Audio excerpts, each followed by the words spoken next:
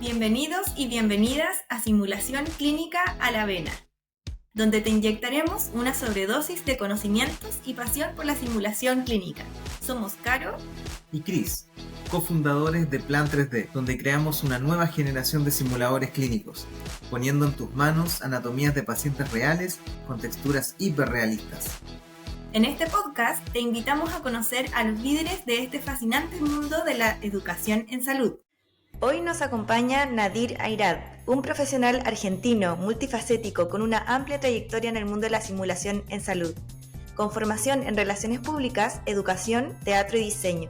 Vengo de una familia que mi padre era cardiólogo, estaba en el mundo de la medicina.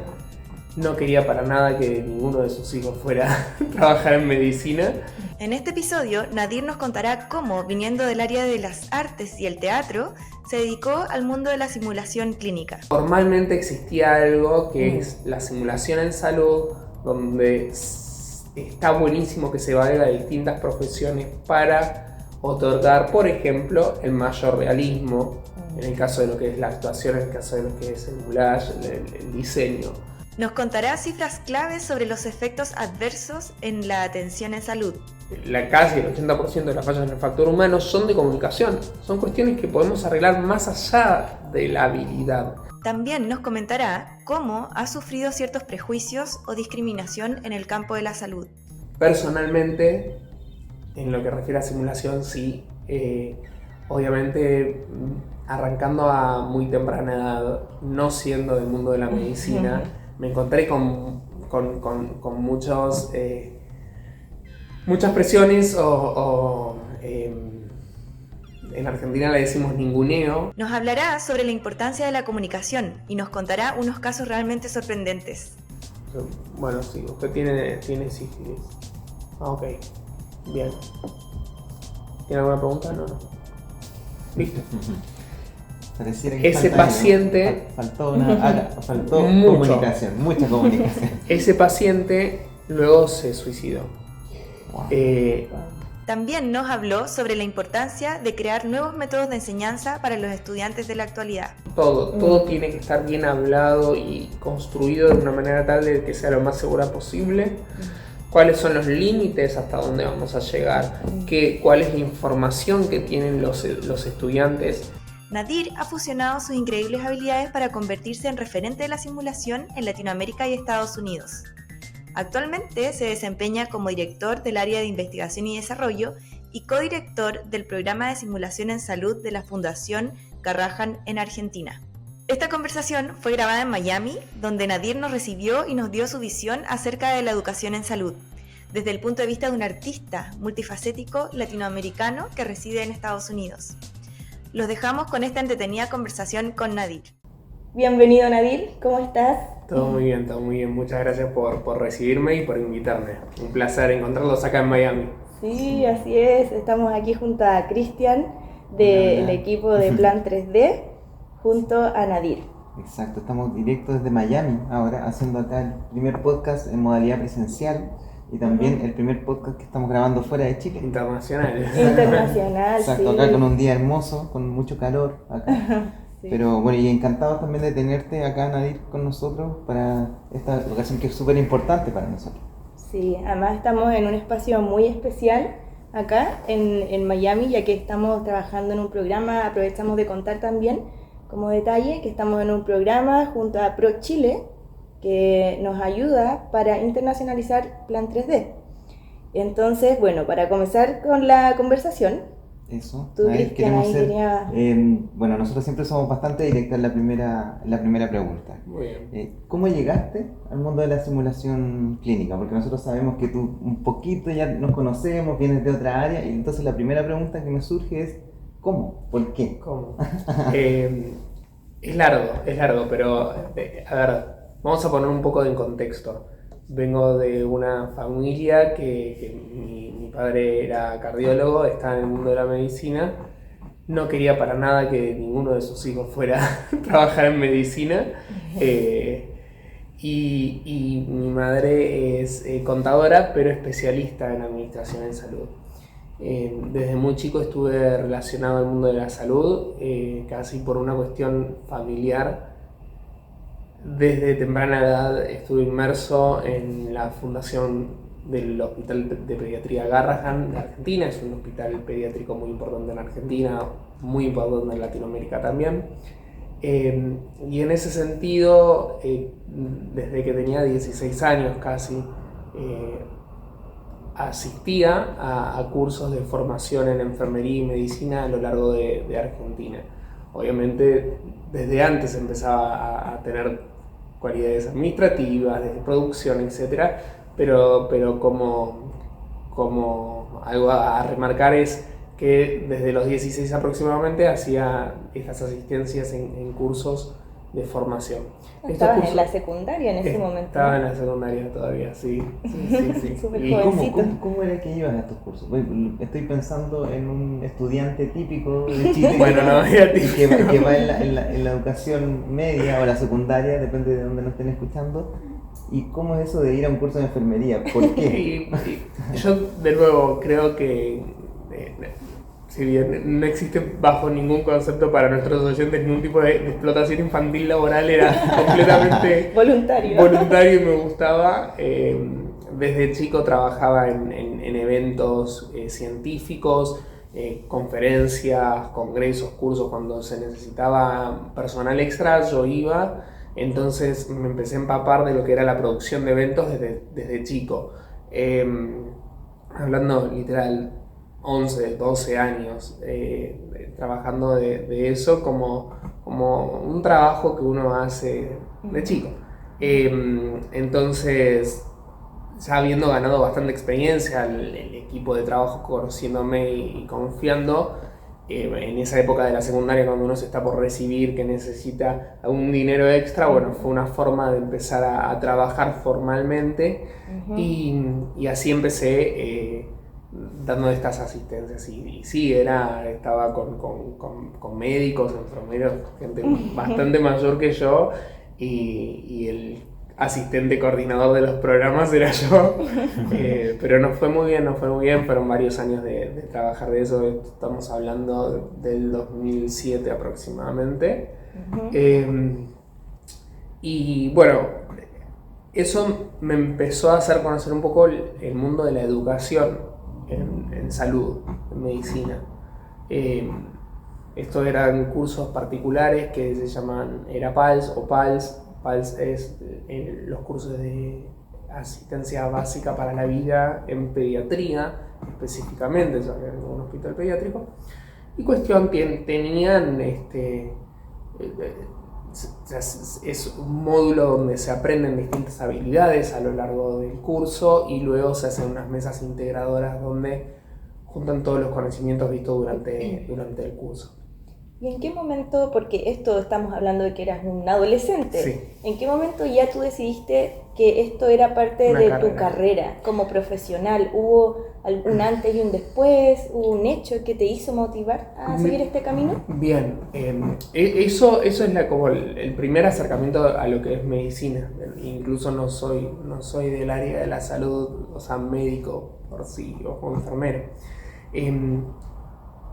Para contestar tu pregunta, creo que es importante ir un poquito más en el recorrido, porque ya llegamos puntualmente a eso. Bueno, y ahí concuerda a lo largo de los cursos, concuerda cuando la simulación se empieza a introducir en Argentina. No es casual, el equipo de trabajo con el que trabajaba en esos cursos son quienes los empiezan a ver en un congreso, les interesa, dicen, podemos hacer esto, me empiezan a comentar.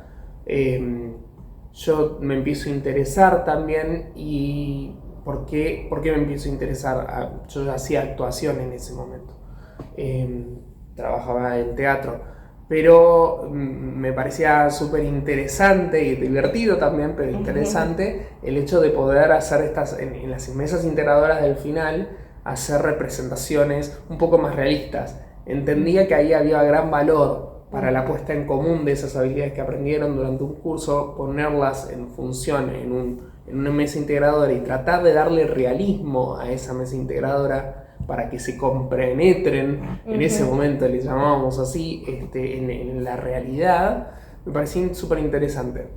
Tuviste una necesidad ahí, como una carencia. Exacto, una oportunidad también de mejora. Y así después, por cuestiones, estaba en un congreso en mi hospital, y nos visita una persona del Boston Children's Hospital, del área de cardiología, porque nuestro hospital tenía conexiones con el Boston Children's Hospital, que es un hospital de referencia a nivel mundial, y vale la pena decir que es referente a nivel de simulación hoy por hoy.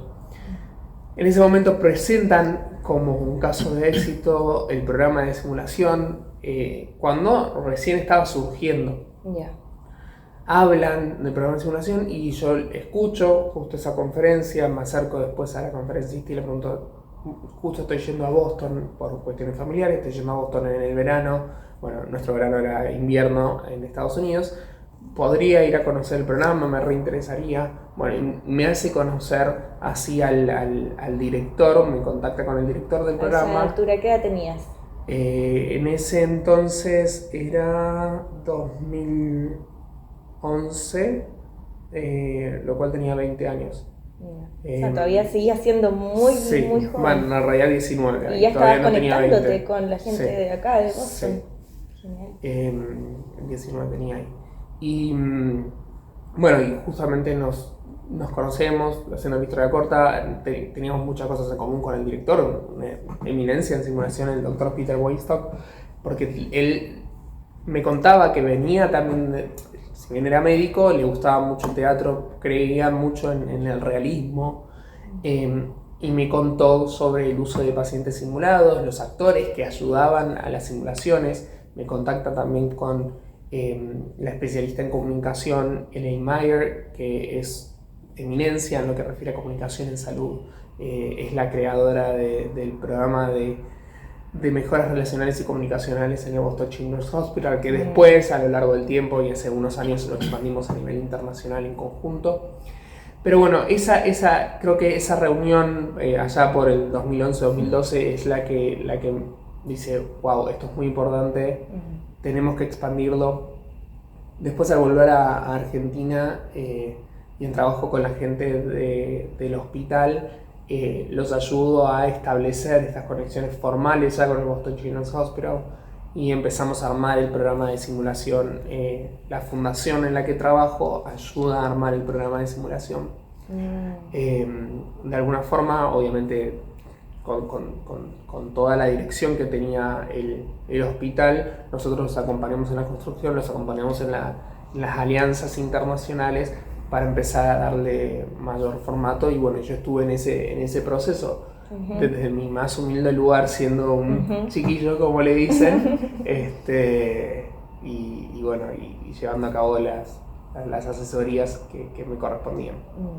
Nadir, ahí tú mencionabas que tú venías de otras áreas, no del área de la salud. Tú no eres médico, enfermero o perteneces a este mundo de la salud. De hecho, eres experto en teatro, diseño, del mundo de las artes. ¿Cómo es que un artista llega a este mundo de la simulación clínica? Eso nos interesa mucho saberlo. Bien, en simultáneo, por 2009 también empiezo a estudiar formalmente la carrera de artes dramáticas, estudio también diseño industrial, como ustedes, un tiempo. Los diseñadores aquí. No me recibí porque por cuestiones laborales, porque empezaba a viajar mucho, tomé la decisión compartida con cada director de cada carrera que hacía, porque hacía 2 carreras a la vez. Me dijeron, estás trabajando mucho, creo que es muy... Y todo lo que estás viendo ya lo aplicás. Creo que sería muy bueno que tal vez tomes una pausa de la facultad y sigas explorando desde la vida profesional. Bueno, y así fue.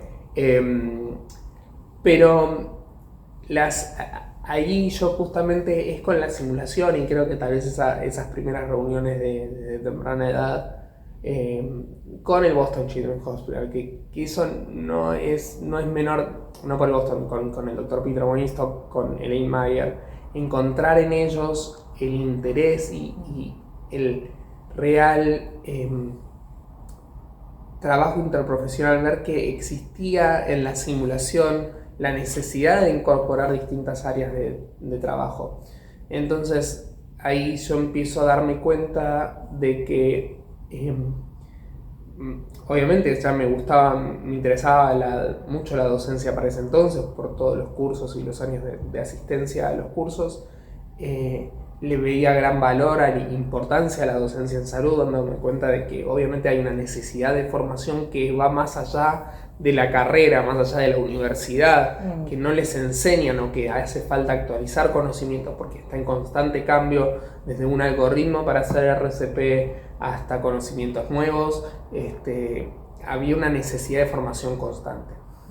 Y entonces veo que desde mi lugar, desde lo que me gustaba y me apasionaba, no solo por un gusto de querer hacer la representación de un padre o de un paciente de forma divertida en una mesa integradora de estos cursos, sino que formalmente existía algo que es la simulación en salud, donde está buenísimo que se valga de distintas profesiones para otorgar, por ejemplo, el mayor realismo, en el caso de lo que es la actuación, en el caso de lo que es el moulage, el diseño, donde a través del diseño industrial podemos generar productos que se ponen en pos del entrenamiento, como ustedes bien hacen.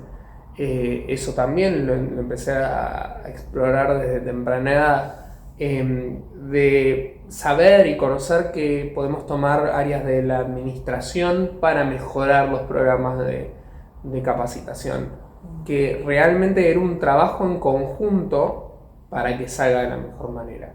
Que esto no era costumbre, claro, que no se ve hoy, lamentablemente, menos antes, común. Uno era, un curso, una formación en medicina, somos todos médicos, somos todos enfermeros, lo que lo hacemos, y así, cada uno con lo suyo, y no, esto era algo completamente diferente. Entonces ahí vi esa gran oportunidad y también necesidad de empezar a aportar desde mi lugar. ¿Y has sentido alguna vez algún tipo de prejuicio o no sé si llamarlo discriminación por no pertenecer al mundo médico? Sí. Lamentablemente sí. A ver, desde temprano vi el prejuicio y todas las presiones laborales que se dan en el mundo de la medicina, conociéndolas, viendo cómo a veces los enfermeros y las enfermeras quedan en un segundo plano de decisión, cuando a veces son las que más se pueden dar cuenta de cuestiones de paciente o de calidez humana.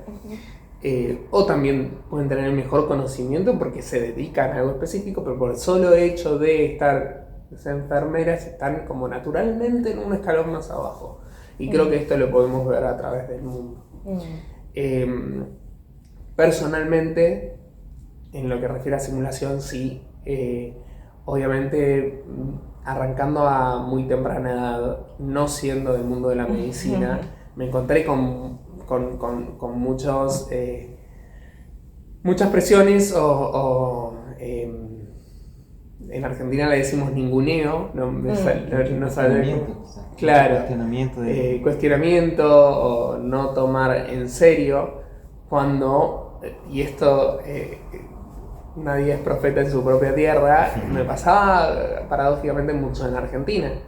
Cuando no importaba tal vez tanto, notaba que no importaba tal vez tanto cuando iba al exterior, a Chile. En Chile fue uno de los primeros países que más me acogió, la magíster Eliana Escudero, desde temprano, por más de que fui junto con gente de mi equipo la conexión para poder establecer un programa formal de educación, que después podemos hablar de eso, pero desde muy temprano me acogió y me respetó como profesional, vio mi interés, mi crecimiento, y me acompañó a formarme y ser docente. Y así lo mismo me pasaba en Estados Unidos, donde trabajaba de nuevo con 20 años codo a codo con Ellen Mayer. Y tal vez en Argentina no veía esa misma respuesta. Sí, consideraban un poco, pero a lo largo y mismo hoy me sigue pasando al no ser de salud. Claro, es difícil. En ese sentido creo... ¿Más en Argentina ese tipo de discriminación? No sé cómo si discriminación, pero ese tipo de ninguneo, como tú lo dices. No quiero decir que pasa solo en Argentina. Pasa bastante en Argentina, lo he visto, o sea, cada país tiene su... No es mi lugar para criticar Chile, pero he notado presiones del término de género, del término a veces hasta religioso. Cada país tiene lo suyo. Sí, Argentina y muchos países de Latinoamérica, tuve la oportunidad de conocer casi todos los países de Latinoamérica y en Argentina todas las provincias de mi país. El modelo médico hegemónico es real, es difícil y la asignación en salud necesita todo menos eso. Necesita un real trabajo interdisciplinario, interprofesional. Entonces ahí es cuando empiezan a hacer como fallas cognitivas, disonancias que decís, bueno, pero me estás hablando, los profesionales hablan de trabajo interprofesional, de respetar no sé qué, se dan media vuelta y en la práctica diaria eso no estaría sucediendo. Así que... ¿Te han sucedido cosas importantes como, por ejemplo, me contabas que en algún momento tú postulaste un puesto de trabajo y no lo pudiste tener a pesar de tener todas las habilidades, las competencias? De hecho lo tuve. Creamos en una sociedad importante a nivel latinoamericano, creamos el puesto de Relaciones Internacionales, de Dirección de Relaciones Internacionales, y duró 2 meses el puesto. Hubo presiones internas que no, puede ser un grupo de interés, puede ser un grupo de trabajo, pero no veían el valor de la Dirección de Relaciones Internacionales cuando ciertamente debe existir para conectarnos en el mundo. Debo decir, esto fue ya hace unos años, no se han hecho muchos avances en esa área. Y sí, ciertamente he escuchado entre medio comentarios que no tenían que ver con las cualidades profesionales o la experiencia que yo traía, sino simplemente por el hecho de no ser médico y por no ser, por capaz ser joven.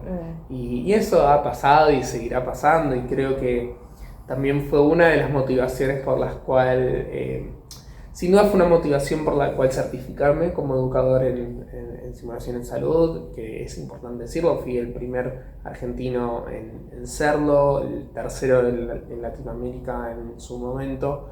¿Eso en qué institución se certifica? Eso se certifica a través de la SSH, que es la Sociedad Mundial de Simulación en Salud, es acá en Estados Unidos, y en ese momento era mucho más difícil hoy por hoy, pero la certificación está traducida, no tenemos que trabajar en eso, no estoy involucrado en esa traducción, pero está mucho más accesible y se puede hacer de forma online, pero en ese momento era estrictamente inglés, de hecho lo rendí acá en Miami, ahora que me acuerdo. Bueno, nada, fue una motivación sin duda para certificarme y decir, bueno, acá está. También fue una motivación para finalmente decidir mudarme a Estados Unidos. Más allá de cuestiones personales, las trabas que puedan existir en calidad de vida en mi país, que no está pasando un buen momento, ojalá cambie, pero eso sumado a la posible expansión de la carrera, fueron también uno de los motivos para los que dije, bueno, tal vez es bueno mirarlo desde afuera. Claro.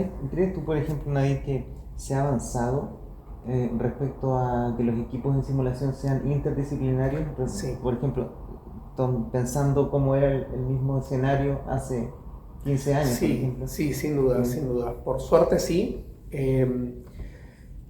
Creo que, a ver, el caso de Argentina es muy fresco para mí porque estuve desde la concepción. Si bien la simulación existía antes del 2012, digámosle, o 2010, pero en sociedades muy propias, cerradas, como es anestesia, que en el mundo la anestesia siempre usó simulación, va siempre uso hace bastante tiempo, de hecho es uno de los que impulsa la simulación, y ya existía en Argentina, pero más abierto no, y tampoco con todos los conocimientos que hoy por hoy conocemos de simulación. Recordemos, simulación existe hace 22 años como ¿no? formal, o sea, la sociedad tiene 22 años y es cuando se empieza a dar una estructura. Cuestión, sí, en Argentina pude ver cambios cada vez. A ver, a medida que avanza, a medida que son más las instituciones que tienen simulación, existe más necesidad de incorporación de recursos humanos, porque no siempre está a la disposición de solo médicos o enfermeros. En el proceso he visto muchas veces que capaz los técnicos tecnólogos quedan en un segundo plano para arreglar, acomodar el escenario ya, y no están inmersos realmente en la toma de decisiones, no están siquiera en la corrida de escenarios, que le decimos, en el control. O sea, hay muchas fallas en el proceso entre medio, que hoy por hoy se van ajustando en base a, de nuevo, que se van creando nuevos programas, se van creando en base a estándares que hoy existen y antes no existían, se hacen más conocidos y antes no. Ese es uno, gracias a nuestro trabajo también de los equipos como hoy por hoy que se llama el RIG, que es el Grupo de Interés Regional de INAXEL, pero antes como individuos, que hemos traducido los estándares, hemos traducido los códigos de ética, los diccionarios de simulación y artículos esenciales a la simulación. Hoy ese material existe, entonces hoy los programas están creando o creciendo con ese material que antes no estaba. Antes eran los que realmente creíamos que era necesario y que creían por ese camino de la interprofesionalidad, de seguir las mejores prácticas, y por eso había gran diferencia entre programas. Hoy de a poco se van creando unas bases más generales, y también el avance de las sociedades, ¿no? Argentina crea su sociedad de simulación en salud, también trabaja con sus propios estándares, pero los están creando en base a los que existen, la sociedad chilena, bueno, la federación, etcétera. Todos ya a medida que los integrantes de cada una de esas sociedades crecen, en la simulación se van mejorando y se van como estableciendo. Así que sí, hay un largo camino, pero de a poco va en buena dirección, podríamos decir. Sí, bueno, tú fuiste pionero en el momento en que decidiste certificarte, ¿no es cierto?, dentro de Latinoamérica. Fuiste de los pocos que lo hizo en ese momento. Luego comenzaste a trabajar en un área que no era la tuya propiamente tal. Fuiste rompiendo esos paradigmas y actualmente también estás nuevamente abriendo nuevos caminos para Latinoamérica, siento yo. Eres como una especie de embajador latinoamericano en Estados Unidos, que nos hace, ¿no es cierto?, relacionarnos con las organizaciones, articulando todos los actores del ecosistema, traduciendo documentos para justamente expandir el conocimiento de la simulación clínica. ¿Qué sientes cuando piensas en todas estas cosas que has logrado? A ver, sin dudas, no es un trabajo que se hace solo. Creo que hay personas como Eliana Escudero que me allanó el camino, me acompañó a poder hacerlo, poder serlo. Y en ese sentido vi una gran necesidad desde chico. Ya este año va a ser el 10º año, que para la edad que tengo, 10 años, es importante, es un tercio de mi vida. Que voy al Congreso Mundial de Simulación, a la IMSH, y eso marca un recorrido largo, importante, de impacto, que encontrarme, no fue desde el principio naturalmente, pero creo que hace 6 años ya en reuniones internacionales, en lugares donde se toman decisiones, poder conocer y hablar con los presidentes a lo largo del tiempo, los presidentes de la Sociedad Mundial, los presidentes de INACSEL, trabajar codo a codo con SINGHOST, que es la Sociedad de Técnicos y Tecnólogos, también en base a una gran necesidad que hay en Latinoamérica. Con ASPI también, la Asociación de Educadores para Pacientes Simulados. Todo eso, de nuevo, fue propio de reconocer una necesidad, de reconocer, creo que esto también lo hablamos, que lamentablemente entre una mezcla de barreras económicas, lingüísticas, de idioma que hacen que no haya tanto acceso desde Latinoamérica hacia el material en inglés, y también económicas obviamente a lo que refiere a Europa. Eso sumado a la cultura que puede a veces existir de no, lo que viene de afuera no es tan bueno, nosotros podemos hacerlo mejor, no lo necesitamos, hace que se empiecen a crear los programas siguiendo guías que no son las más correctas, donde tal vez se trata de inventar la rueda cuando ya estamos hace años juntándonos, decidiendo de una manera completamente interprofesional e internacional cuáles son estándares de mejores prácticas a seguir, como ejemplo. Cuestión, al darnos cuenta de que estaba pasando esto, de que la verdad existe tanta necesidad de conocimiento, pero no porque no la tengamos en Latinoamérica, sino por un solo hecho de compartir y enriquecernos. De conectarnos, ¿cierto? Todo de conectarnos, porque la simulación se hace así. Es conociendo de las distintas experiencias, porque vos venís al Congreso Mundial, por nombrar simplemente el más icónico, y ahí te das cuenta de que somos de todo el mundo. Que no es que, o sea, sí, es casual, se hace en Estados Unidos porque nació acá, toda la Sociedad de Pediatría lo hace en IPSS, lo hace en Estados Unidos una vez, en Américas y una vez en Europa, por ejemplo, y otras sociedades están trabajando fuertemente para poder llevarlo de manera internacional, como INACSEL. SINGHOST también genera sus eventos a nivel regional en distintas partes del mundo, del cual yo estoy como en representación para Latinoamérica, y ojalá que el próximo año tengamos un congreso también allá en Argentina.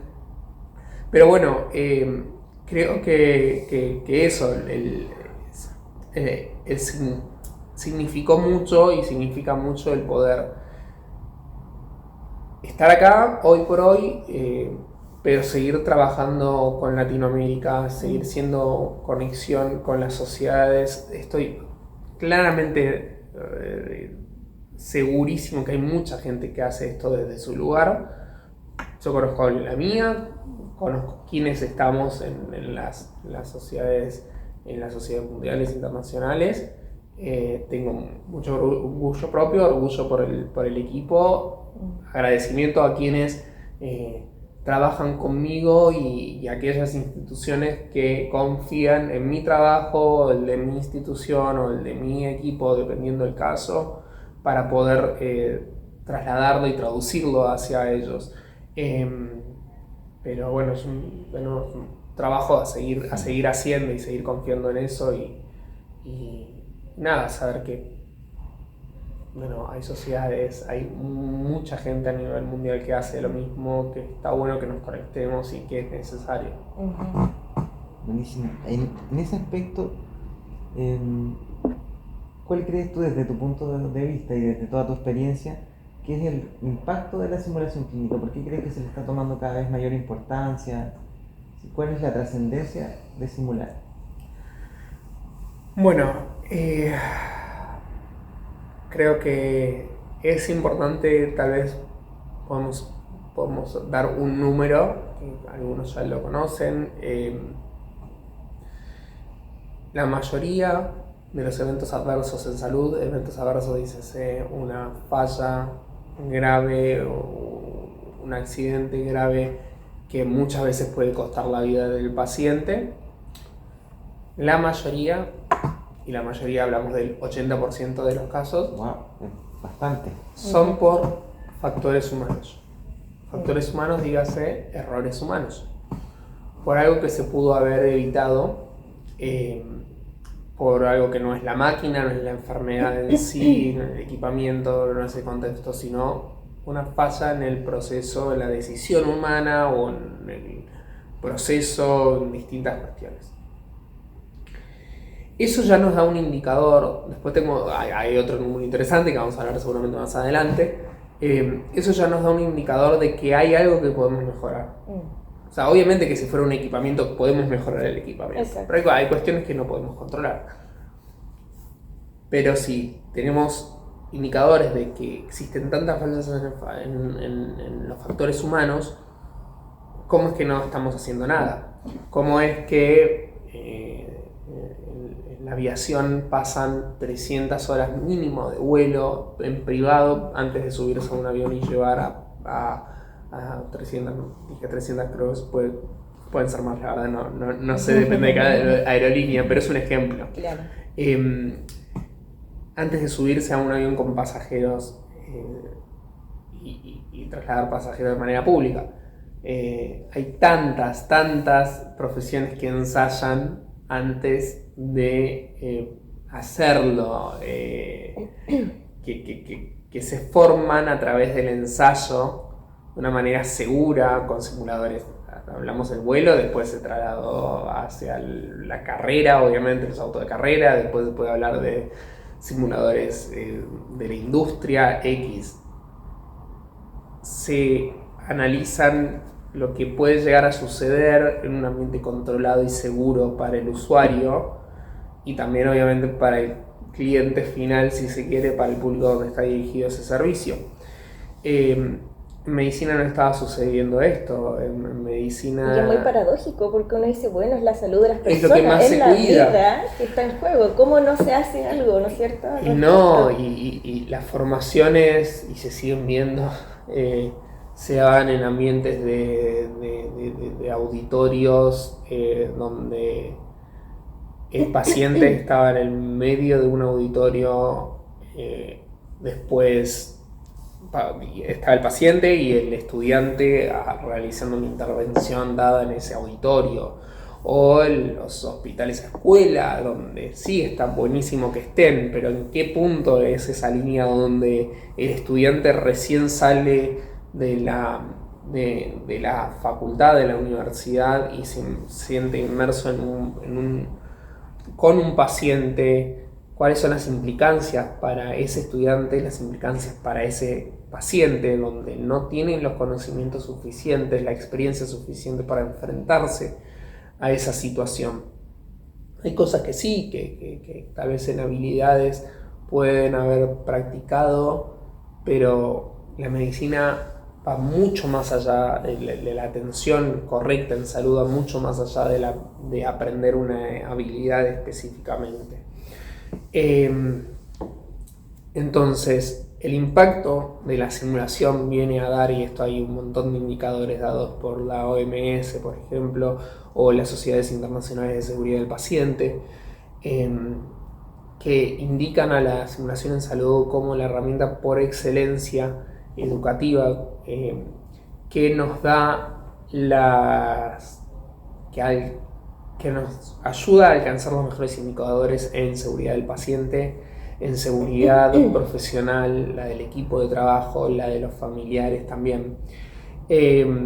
Porque es a través de la simulación, puede ser redundante para los oyentes, y si ya están tan metidos en el mundo de la simulación o no, pero nos permite, nos da esta oportunidad de ensayar, de entrenar, de prepararnos en un ambiente controlado, lo más realista posible, para así al momento de enfrentarnos en la vida profesional con algo similar, ya tener esa cognición dada, ese entrenamiento, esa memoria, si se quiere, neuromuscular de hacerlo. Es como cuando uno se entrena para ir al gimnasio, ¿no? O sea, tiene que ser algo rutinario, tienes que tener, un coach, alguien que te da retroalimentación, hay que mantenerse en forma, claro, para mantenerse con un estado físico, en este caso, integral como persona dudas. para poder simular, o sea, para poder atender a pacientes reales finalmente. Sin dudas, y dijiste algo muy importante, hablaste de la palabra, de la figura coach.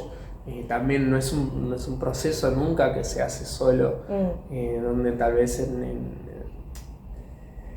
la medicina o en cualquier otra carrera está la figura del profesor, donde me transfiere el conocimiento de una manera unidireccional, y la simulación viene a romper paradigmas, a ofrecer algo completamente distinto, donde se baja a un escalón mucho más humano, en contexto, en conjunto, donde es un proceso educativo continuo, donde sí tenemos un coach, tenemos un experto que nos puede acompañar en cierto tema, y a veces no necesariamente solo justamente de medicina técnica, sino también tenemos expertos en psicología, en dinámicas de equipo, en comunicación, en relacionamiento, en X.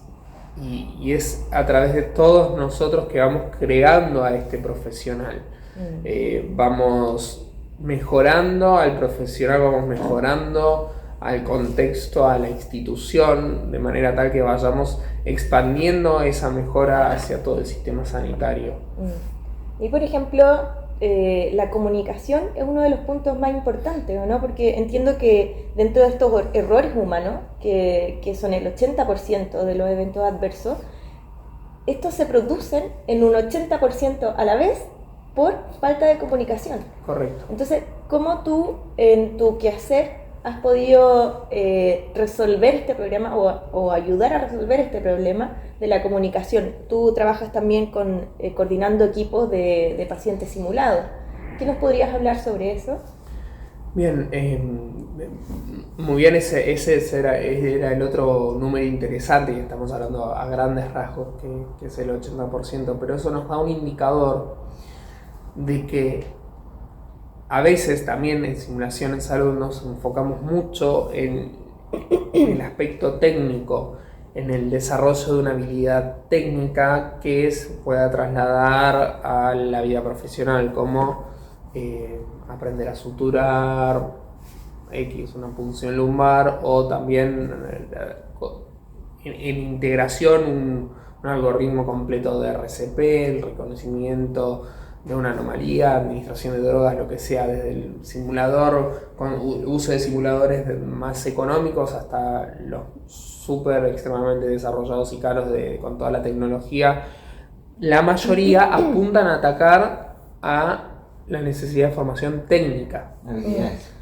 Pero estamos diciendo, y hay muestras de que casi el 80% de las fallas en el factor humano son de comunicación. Son cuestiones que podemos arreglar más allá de la habilidad. La habilidad es súper necesaria, pero ¿cómo aplico esa habilidad? ¿Cómo me relaciono con mis pares? ¿Cómo me relaciono con el paciente, con los familiares, con el sistema de salud?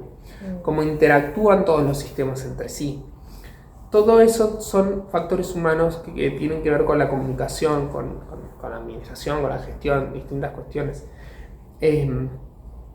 Ahí es cuando parece mucho más necesaria el integrar profesionales que sean de otras áreas. En este sentido, y ya hace muchos años, de hecho, muchos antes a los que se establezca la simulación en salud, aparece el uso de pacientes simulados, de personas entrenadas para poder representar de una manera, y acá estoy casi parafraseando lo que dicen los diccionarios, una persona entrenada para poder representar de una manera tan fiel a la realidad un paciente, un familiar, alguien del equipo de salud, de manera tan fiel, de manera tal que no pueda ser identificado por parte del profesional como una representación, y que crea que es real, que esa situación es real. Entonces aparece esta posibilidad, y esto decía, hace muchos años que se empieza a usar en salud para todo lo que es comunicación, porque por suerte la comunicación en salud, de importancia de la comunicación en salud se reconoce hace muchos años, pero no está todavía incluso incluida en la currícula de las universidades, en todas, no hay normativas de que tienen que estar. De hecho, nuestros pacientes simulados, y decimos pacientes simulados, hay distintas terminologías, no viene al caso.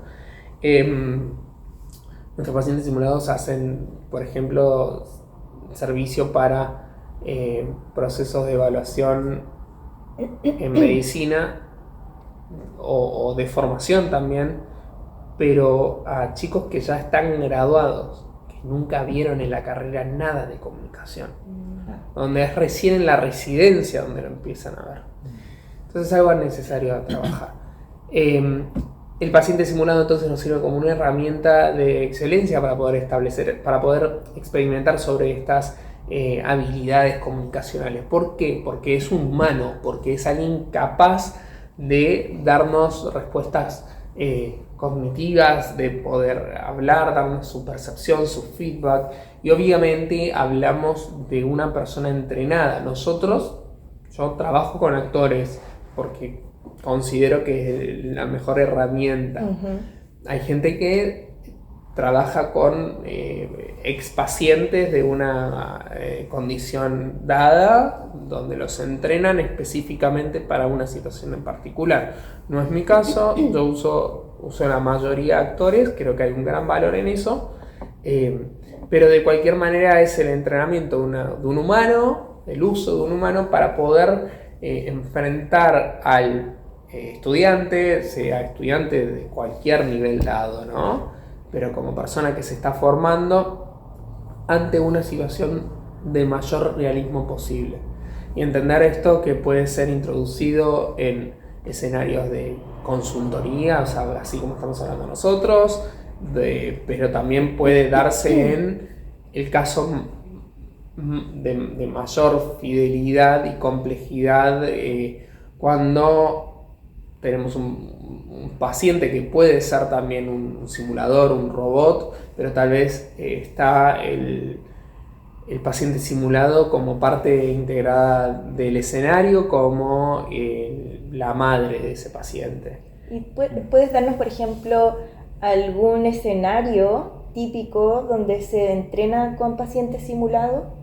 Bueno, justamente con actores. Hay muchos, claro. Puede ser con un escenario de comunicación, donde estamos dando una comunicación al paciente, una condición, los resultados de un análisis o hasta una consulta primera que viene porque tiene dudas sobre salud sexual, digamos, un ejemplo. Entonces ese entrenamiento de la entrevista, el entrenamiento de la comunicación de noticias difíciles, el entrenamiento de la comunicación que necesita el consentimiento para que su hijo pueda ser operado. Por ejemplo, la comunicación con los padres debe ser muy fuerte, ¿o no? Exacto, comunicación con los padres es una de las áreas más, y con el paciente son una de las áreas de más necesidad para entrenar, porque es donde más fuerte se ven estas fallas, donde más fuerte se ve la disonancia que aparece entre a veces el diagnóstico clínico y la aplicación futura de la forma de resolver ese diagnóstico. Quiero decir, para ponerlo más sencillo, supongamos un caso donde que está basado, este ejemplo es algo real que pasó, supongamos, donde un paciente le comunican que tiene sífilis. Y esto viene de nuevo de la vida real, le comunican que tiene sífilis. O sea, bueno, sí, usted tiene sífilis. Ah, ok, bien. ¿Tiene alguna pregunta? No. Listo. Ese paciente... Faltó comunicación, mucha comunicación. Ese paciente luego se suicidó. Wow. No existió ningún proceso, y así hay un montón, no existió ningún proceso de realmente entendimiento de que el paciente sabía que era sífilis es una enfermedad que hoy por hoy se cura con tratamiento. No existió ningún tipo de exploración en lo que el paciente entendía, lo que necesitaba, cómo iba a ser el futuro, qué era lo que necesitaba a partir de ahora. Eso es un ejemplo muy, como capaz así tirado de los pelos, como decimos, pero la necesidad de entrenar al médico, al equipo de salud como comunicadores para poder trasladar correctamente al paciente, al familiar del paciente lo que está pasando, cómo va a ser el futuro, es fundamental.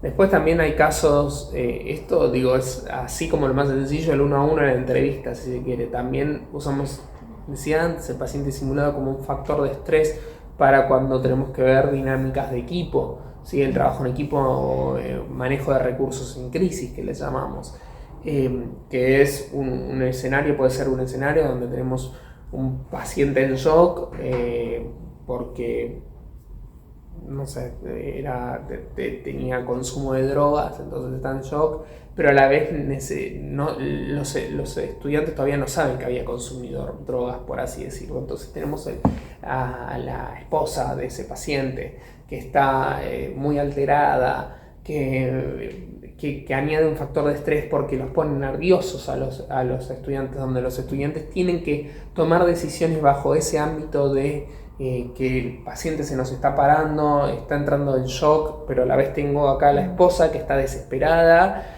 pero a la vez esa esposa luego me da una información clave de que había consumido cocaína, por ejemplo.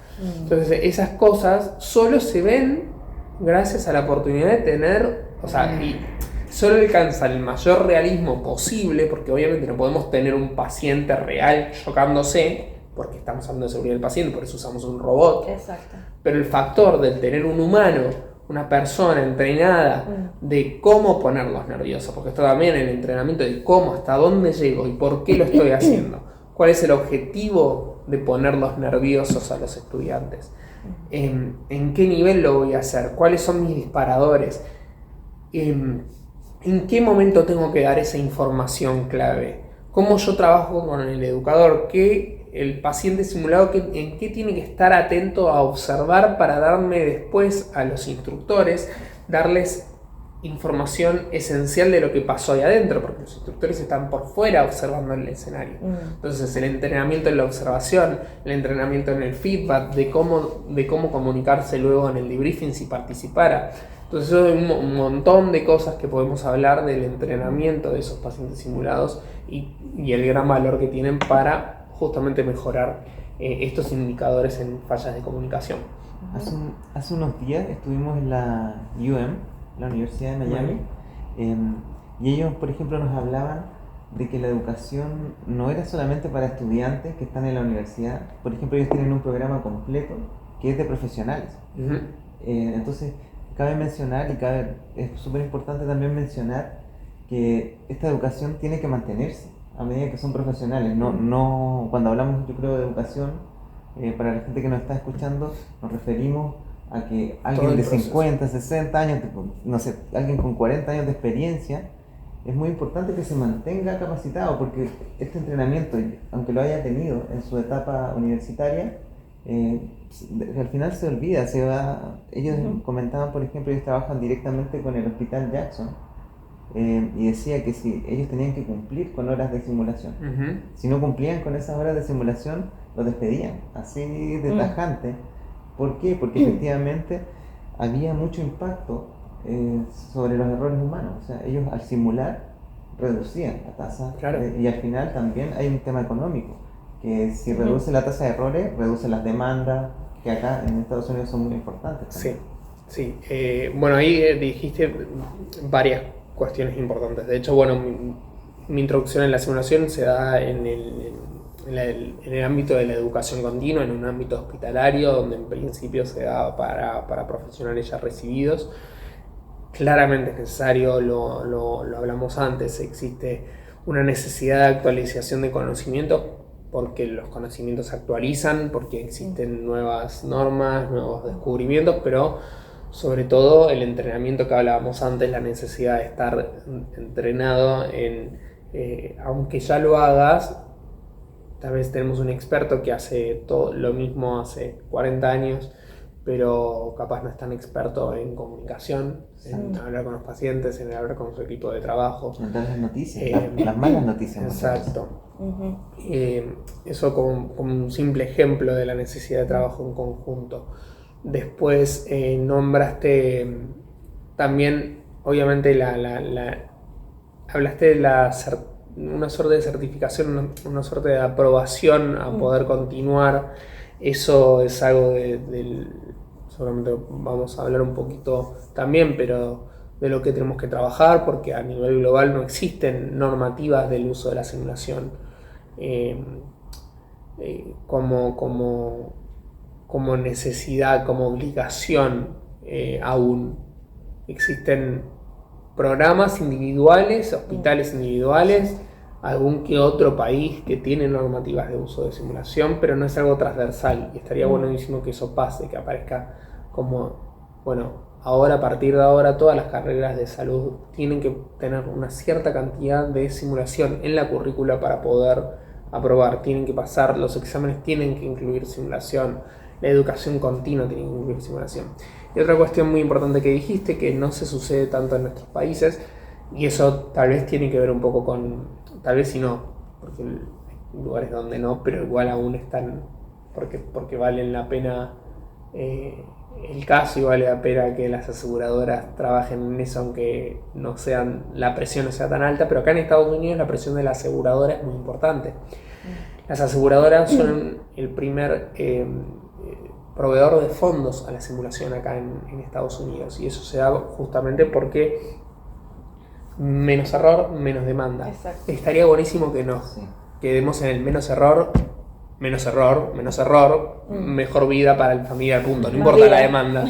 El dinero no está, pero bueno, lamentablemente es un factor. Es un factor, y acá nos da esa oportunidad, esa posibilidad. Que querámoslo o no, está catalizando algo positivo sin también. dudas, claro. sin dudas. Es el uso de la simulación, es tener el protocolo para todas las personas que trabajan en ese hospital, de que tengan que pasar por simulación. Sí, y eso puede darse por una obligación, pero también se da por una posibilidad profesional. A muchos profesionales se le baja la tasa de seguro si muestra que tiene entrenamiento continuo, si tiene simulación, entonces le bajan el pago al seguro. Así que eso también es muy importante, le bajan el pago a las instituciones también. De nuevo, las aseguradoras ponen mucho dinero para los programas de simulación para que se desarrollen. Entonces, ahí te habla de la importancia y el impacto real que tiene la simulación, porque al final del día son números, son mejores números, mejores indicadores en la salud de los pacientes, y también en términos monetarios. Nadir, y en términos prácticos, por ejemplo, si hay una persona que nos está escuchando y que le gustaría, por ejemplo, entrenarse como paciente simulado, ¿qué es lo que tiene que hacer? ¿Hay un curso, una certificación? ¿Tú mismo haces clase? ¿Cómo logra ser un paciente simulado? Bien, no existe, es importante decir que no existe una carrera como tal, no hay una profesión, dada a partir de las universidades. Los pacientes simulados siguen siendo hoy por hoy. Tampoco hay. Los lineamientos globales los da la Asociación de Educadores en Pacientes Simulados, pero son unos lineamientos. Son de una asociación. Me gusta decir, somos autoconvocados en pos de una profesionalización, pero no está a nivel educacional, a nivel de los ministerios, internacional, no. Entonces buscamos la profesionalización a través del establecimiento de estándares de mejores prácticas. Existe una asociación que es ASPI, la Asociación de Educadores en Pacientes Simulados, que nos da estos estándares, y trabajamos en eso. Las otras sociedades, obviamente todas que trabajan en conjunto, y eso es muy importante saberlo, también hablan del uso de pacientes simulados. Los estándares de INACSEL hablan de pacientes simulados, de SSH, el diccionario, en SINGOS también. porque trabajamos en conjunto. Entonces, lo primero es, sea cual fuera la formación, es seguir los estándares de mejores prácticas, es recurrir a esas asociaciones que nos dicen cómo se hace y por qué. Sí, yo particularmente, personalmente, trabajo hace muchos años con paciente simulado y también desde una perspectiva de ser paciente simulado y transformarme en educador, que eso te da otra visión. Y el trabajo, el equipo de trabajo que he construido, también trabajo con gente que son especialistas en coaching, por ejemplo, además de ser actores, entonces eso es algo muy rico. Y haber trabajado con educadores clínicos, expertos clínicos, que también usamos el paciente simulado. O sea, sí, yo doy también, nosotros en equipo o también a título individual, formaciones. Yeah. Es una de las formas de consultoría que hago hacia otras instituciones, donde doy entrenamientos in situ, en sus lugares, a sus grupos de pacientes simulados. Hay formaciones online, hemos hecho también formaciones online. Así que bueno, desde mi lado sí, tenemos esas formaciones, pero también están y se dan en los congresos, cuando damos algo específico, tenemos capaz un workshop específico sobre el uso de paciente simulado. De nuevo, hay quienes tienen cursos online, yo también tengo uno, pero existen distintas oportunidades. Lo más importante y lo más transversal es la formación. De hecho, también como falencia en el proceso, en Estados Unidos conozco muchas instituciones donde la formación del paciente simulado está dada a un módulo virtual de 2 horas, después hablar sobre el caso particularmente y estoy hablando de todo. Nosotros, para nuestro paciente simulado, la mayoría ha pasado sobre hasta cursos de instructores en simulación en salud, donde tal vez pueden tomar de eso un 30% del curso, pero saben por qué lo están haciendo, cómo lo están haciendo. Además de cursos mucho más intensivos y dedicados para ellos, que tienen que ver con el entrenamiento de la representación, el entrenamiento de las emociones, el entrenamiento de la historia clínica del paciente, conocimientos clínicos, el entrenamiento en feedback, en observación. Hay un montón de cuestiones que tienen que ver con la formación del paciente simulado que hacen a el ideal. O sea, tú entrenas paciente simulado, pero tú también has tomado el rol de paciente simulado, ¿no? O sea, sí.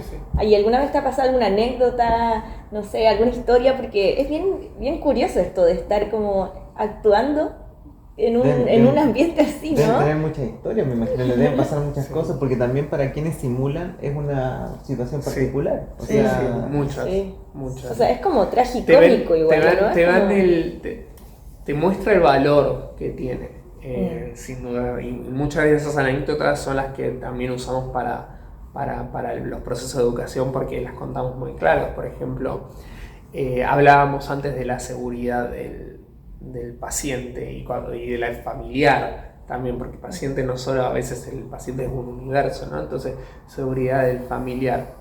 Y hablamos de la simulación, de que sea lo más real posible, y cuando alcanzamos ese nivel de realidad podemos asumir que ese profesional se relacionará de esa manera. Si creemos que la simulación fue real, se relacionará de esa misma manera en el futuro con un paciente, dada una situación similar. Bueno, vayamos a la anécdota. Eso. Para poder entender lo que pasó, por ejemplo.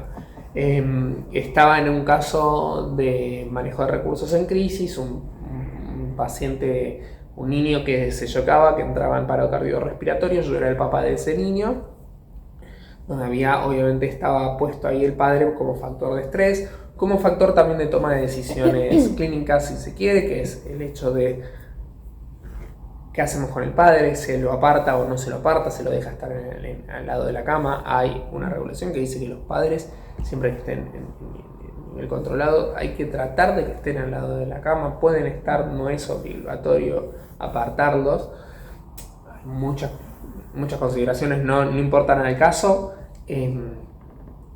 pero cuestión no me dejaban estar al lado de mi hijo bajo ningún concepto, no me dejaban, al punto tal de que la persona encargada de retenerme era el doble de mi tamaño y me ahorca contra una pared.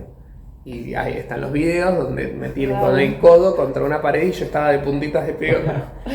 Lo dejamos extender a propósito porque era yo el paciente simulado y fue mi decisión. ¿Y era un padre descompensado? ¿Era un padre que estaba estresado? Sí, estaba estresado. Sí.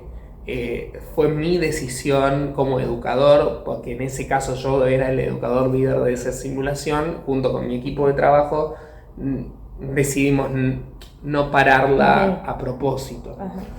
Pero esa anécdota, que es muy interesante, obviamente nos da muchas cuestiones que hablar, nos da de cuestiones comunicacionales, sin dudas, con los padres, cómo nos manejamos, nos habla de la seguridad del paciente simulado. Eso obviamente no tendría que haber pasado. Ese es otro punto, como desde el punto de vista del actor que está detrás de ese personaje. Sin dudas, hay ciertos límites.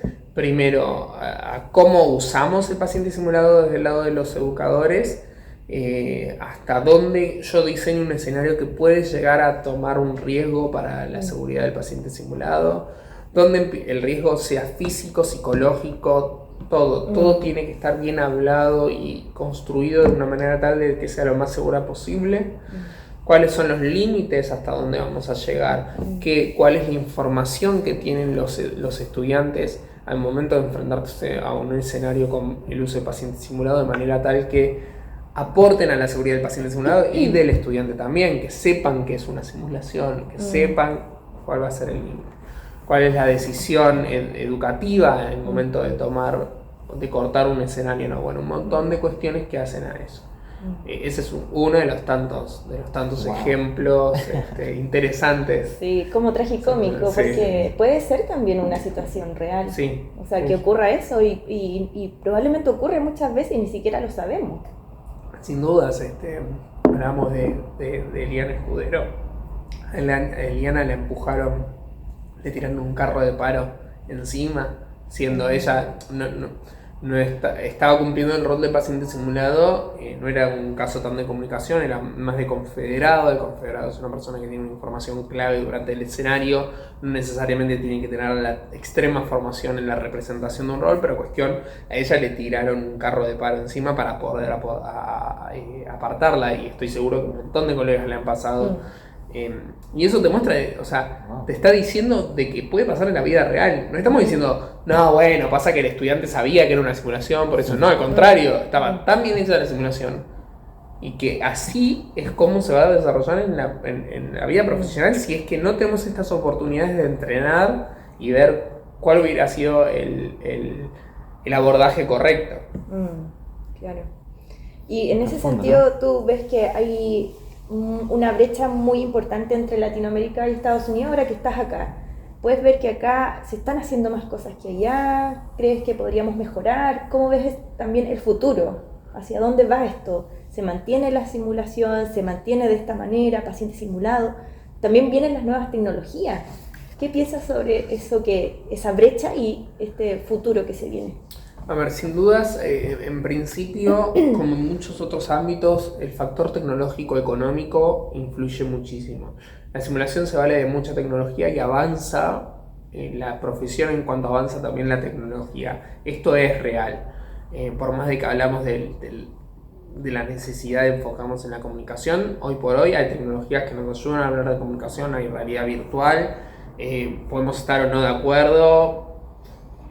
Sigo creyendo y por todo el equipo que trabaja conmigo y que cobra por hacerlo, quiero creer que el paciente simulado va a seguir existiendo, pero hay pacientes simulados virtuales, hay inteligencia artificial, hay simuladores inmersivos cada vez más realistas en lo que refiere a ápticos, hay un montón de cosas. En ese sentido, en lo que refiere a lo tecnológico, obviamente hay una brecha. No es de mala gana que no están en Latinoamérica, sino es una cuestión de accesibilidad económica, de recursos. Ojalá lleguemos a un mundo donde se pueda hacer todo mucho más accesible. La mayoría de los insumos en simulación son muy caros. Eso es un poco de costo, pero también es un poco de picardía de las empresas. Entonces tratar de hacer los recursos mucho más accesibles en términos económicos. Obviamente después decisiones políticas, económicas de los países para hacer accesibles esos recursos, poder acceder a esos recursos.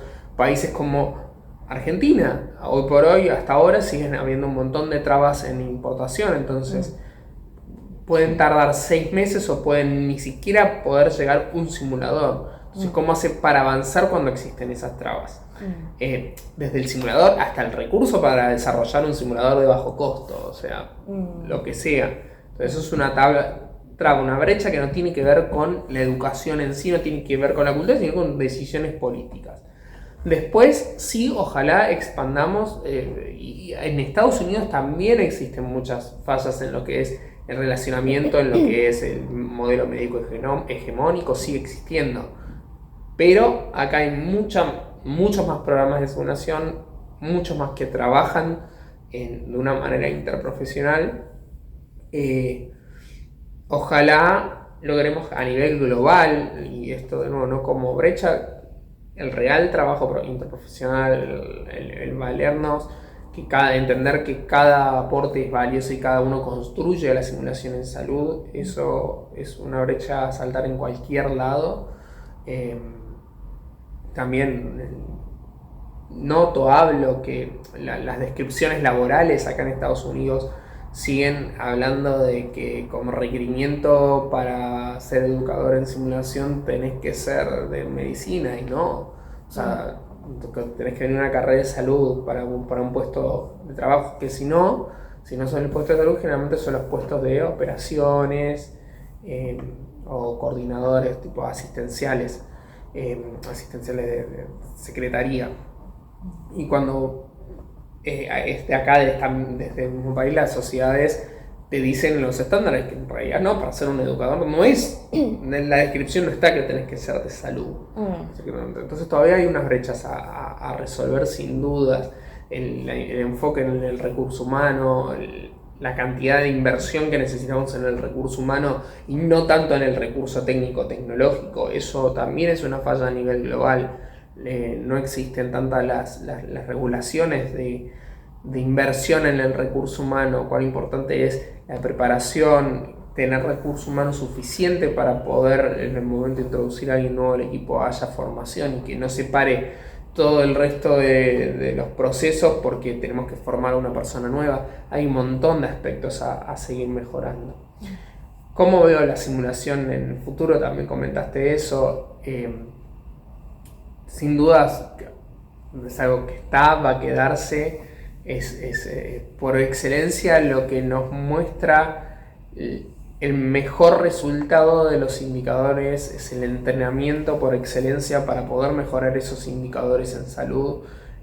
Cuando nos volvemos locos de cómo bajar la mortalidad infantil, cómo bajar la mortalidad de las madres en un país X, ¿cómo lo hacemos? A través del entrenamiento. Sí, disposición de recursos, pero los recursos sin entrenamiento no son absolutamente nada. Puedo volverme loco en que haya disponible cuestiones para hidratar al niño que necesita hacer un traslado, pero si no saben cómo administrarlo. Entonces, sí, ¿cómo es ese entrenamiento? ¿Es un entrenamiento por un video y no van a entrenar? Si lo entrenan, lo voy a estar observando, le voy a dar un feedback. Entonces, esto es lo que nos viene a dar las simulaciones. Todo bien lo que hicimos hasta ahora, pero no es efectiva. La educación que estamos teniendo no es efectiva, no muestra mejoría y realmente valemos de encima, el estudiante hoy por hoy necesita algo distinto. Porque el mundo cambió, entonces el estudiante va cambiando, necesita inmersión, necesita experiencias. Claro, conectarse con las emociones de la persona. Es muy interesante también cómo visualizamos el futuro y también en este camino que tú abres hacia Estados Unidos, ya que es un país que tiene más recursos, tiene más capacidades humanas en cuanto a personas dedicadas al tema.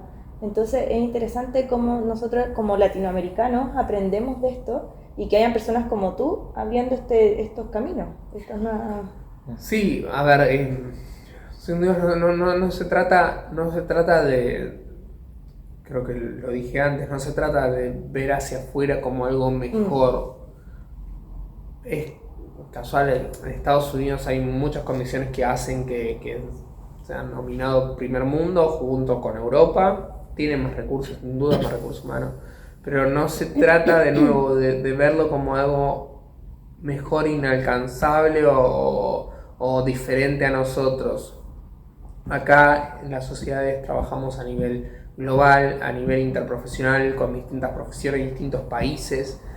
Creamos en conjunto, y eso es muy importante entenderlo, ¿sí? Los estándares de mejores prácticas de cada una de las sociedades no están creadas por médicos blancos, ricos de Estados Unidos. No, estamos todos, yo participé en la creación de muchos estándares, gente que ustedes conocen también. Así como se respeta la visión de todos y lo creamos en conjunto. En ese sentido es muy importante tratar de trabajar para que la accesibilidad a ese material, a ese conocimiento esté dado. Hablábamos antes de la imposibilidad las barreras de idioma, las barreras económicas que hacen que el acceso desde Latinoamérica hacia Estados Unidos esté dado. Bueno, trabajemos para que sea desde Estados Unidos, por decir Estados Unidos, Europa, lo que sea, alcance a Latinoamérica. Estamos trabajando en eso, las sociedades tienen cada vez mayor interés. INAXEL tiene, yo soy co-chair junto con Eliana Escudero, Mardova, que ustedes ya han entrevistado, es miembro también del Grupo de Interés Regional para Latinoamérica de INAXEL, es decir, somos representantes de INAXEL en Latinoamérica, trabajamos para que se trasladen los conocimientos y trabajemos en conjunto y sea una conversación continua, no solo unidireccional. Lo mismo decía de Sing Ghost. Sing Ghost ya hemos tenido un congreso en el 2019 en Argentina para toda Latinoamérica.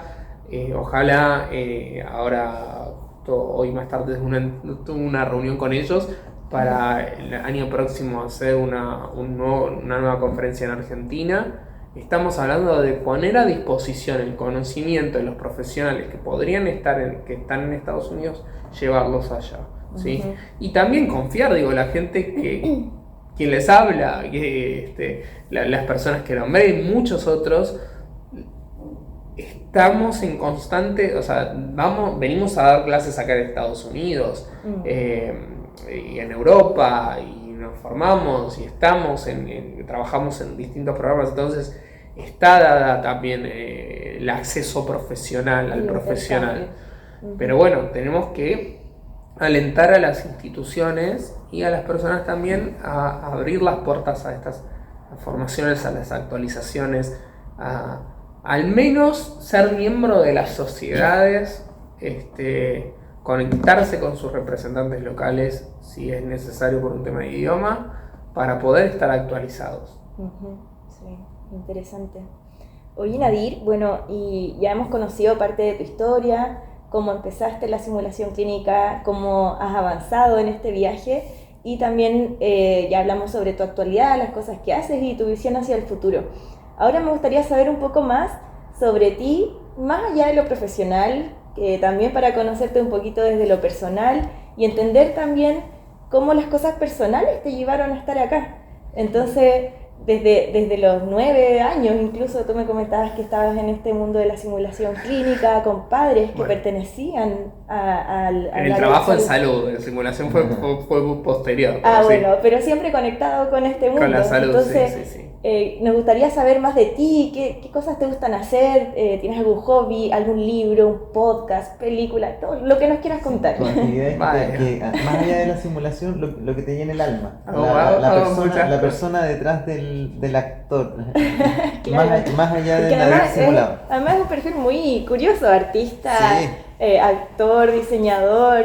Bueno, desde la actuación desde muy chico. Empecé a estudiar actuación a los 6, 7 años, creo, en el colegio, y después fui profesionalizándome. Ibas a las obras de comedia teatro del musical, colegio. sí. Sí, como música de canto, baile, danza, me encanta. El baile hace mucho que no hago, pero también lo he hecho. Soy mago, ilusionista también. Wow. Que tiene mucha relación con la creación. La creación y el ilusionismo, el hacer creer, eso es muy importante. Soy maquillador de efectos especiales, es algo que me interesa mucho también. Doy muchos cursos de esos y eso también ¿Como tiene... para películas? Sí, para películas, bueno, trabajé para cortos, trabajé mucho para teatro. Hice producción de efectos especiales para obras comerciales en Argentina, explosiones, esas cosas también las hago. A nosotros nos están faltando unos efectos especiales Muy bien, podemos hablar. En el podcast. En cualquier momento va a salir una bomba de humo. Claro. Nada, eso también me da un poco de bagaje, el hacer, o sea, como ustedes, soy un maker, me encanta hacer. Tuve una de las primeras impresoras 3D en Argentina porque me interesó y de lo más temprano posible estudié sobre impresión 3D. En mi trabajo tuve la posibilidad de tener un laboratorio de desarrollo también, con equipamiento para hacer cosas, entonces algo que me apasiona mucho, pero no solo por el trabajo, sino por el resolver inconvenientes.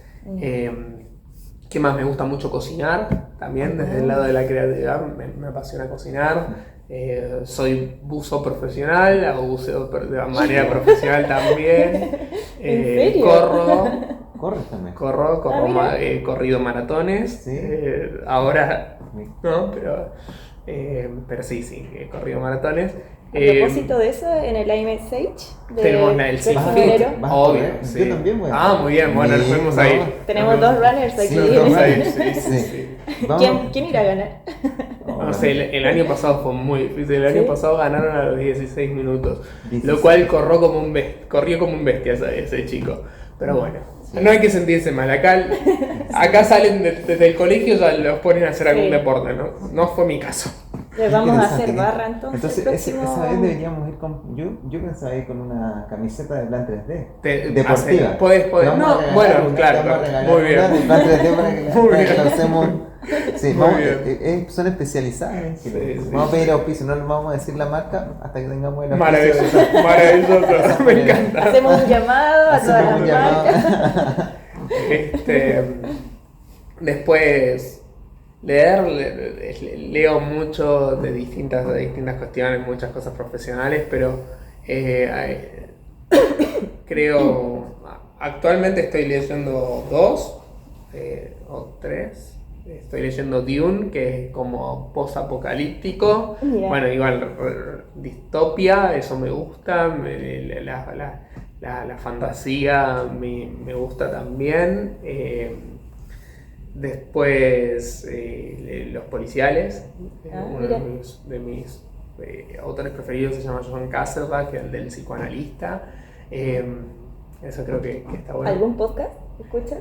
Bueno, el que más escucho es el que soy productor, porque soy productor de un podcast también, que es sobre autismo. Pero me gusta mucho porque es un mundo, eso aparte también trabajo en autismo, es un área que me empezó a interesar mucho. Se llama Seres Humanos Únicos y la aproximación no es clínica para nada, tiene que ver justamente como vernos a todas las personas iguales, cada una única y diferente en su forma de ser, y entendernos que cada uno puede tener sus necesidades. Entonces, ¿cómo se llama para que las personas que nos están escuchando también puedan seguirte? Por ahora, lamentablemente está solo en inglés, pero estamos trabajando para hacer transcripciones y subtítulos. Se llama Uniquely Human, The Podcast, o Seres Humanos Únicos, el podcast. Y bueno, eso, la verdad creo que yo simplemente hago la parte de producción, pero trabajo con profesionales que tienen mucha humanidad, y el escuchar las experiencias constantes de nuestros invitados, sean profesionales, académicos, pero la mayoría son autistas, es muy enriquecedor a nivel humano.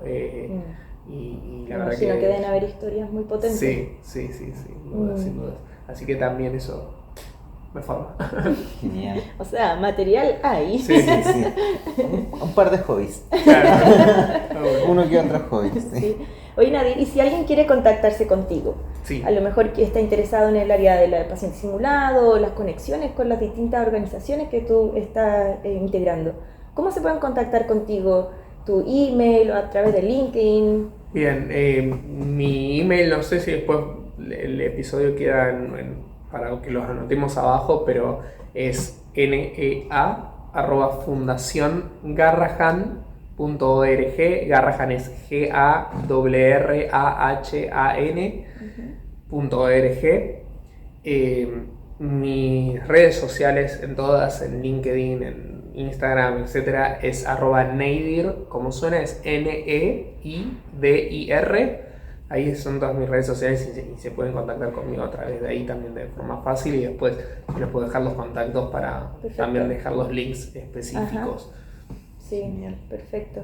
Y bueno, ya estamos llegando casi al final de nuestro podcast. Este podcast se llama Simulación Clínica a la Vena. Entonces, la última pregunta que te queremos hacer, como experta en simulación clínica, si tuvieras que inyectar una dosis de algo a todos nuestros auditores, ¿qué le inyectarías o qué mensaje le darías, en otras palabras? ¿Qué pregunta? Sí, es una pregunta ahí Abierta, sí. pero Creo que varias con un cóctelcito. Le inyectarías varios componentes. No, creo que un poco de lo que estuvimos hablando, humildad, el trabajo en equipo, o sea, la capacidad de trabajo en equipo, la capacidad de ser ingenuo, de permitirse ser ingenuo y seguir aprendiendo, así como decía Steve Jobs, mantenerse hambriento y ser ingenuo, porque te da la posibilidad de seguir sorprendiéndote y seguir realmente preguntando qué podés hacer. Creo que eso es lo que tenemos que, la posición que tenemos que tomar en simulación. Si bien traemos un montón de cosas y agradezco que me hayan dado la oportunidad de contar sobre mí, creo que lo más importante y como más nos enriquecemos en simulación es, como se dice en Estados Unidos, sit back, o sea, relajarse y ponerse presto. Y esto lo hablamos mucho también en la actuación. Presto en función de lo que nos trae el otro siendo el estudiante, siendo los directivos, siendo el paciente. Ponernos a disposición de las necesidades y desde mi mayor humilde lugar poder aportar a esa necesidad, poder generar una mejoría y no lo que tradicionalmente nos enseñaron, que es esto yo creo que es así, te lo tengo que enseñar y vamos a mejorarlo así. Sino, tal vez sí tengo una agenda propia, tengo una idea de hacia dónde quiero ir y tengo lineamientos que seguir institucionales o ministeriales o lo que sea, pero voy a ver si en este momento a vos te sirve esta agenda, me pongo a trabajar con vos para mejorarla en conjunto, o hay algo diferente que necesita algo diferente el paciente, la familia. Entonces esa observación, esa escucha constante también es muy necesaria. Tremenda inyección de conceptos y valores humanos. Te agradecemos mucho, Nadir, por haber venido. Ha sido una conversación muy entretenida, nos has sorprendido con tu historia, muy particular. Muy buena, muchas anécdotas, muchos hobbies y también mucho aprendizaje. Sí. Muchas gracias a ustedes. Nos sentimos muy identificados también nosotros como diseñadores de otras áreas. También hemos vivido cosas muy similares, también, bueno... Las presiones, el desconocimiento, los cuestionamientos, pero siempre nos dicen, ¿y ustedes? Porque ustedes no son de la salud. Siempre nos dicen eso, pero hemos ido sorteando muchas cosas similares, así que nos sentimos muy identificados también. Eres un emprendedor de tomo y lomo desde los 9 años, así que bueno, ha sido una experiencia grata para nosotros. Te agradecemos mucho estar acá también, enseñándonos, mostrándonos tu experiencia. Vemos que a veces caes mucho en la humildad, pero sin duda que has logrado cosas muy importantes. Te felicitamos por eso también. Y nada, muchas gracias. Muchísimas Muchas Te gracias por agradecemos compartir tu mucho tiempo. por haber venido. Gracias a ustedes, gracias a los oyentes.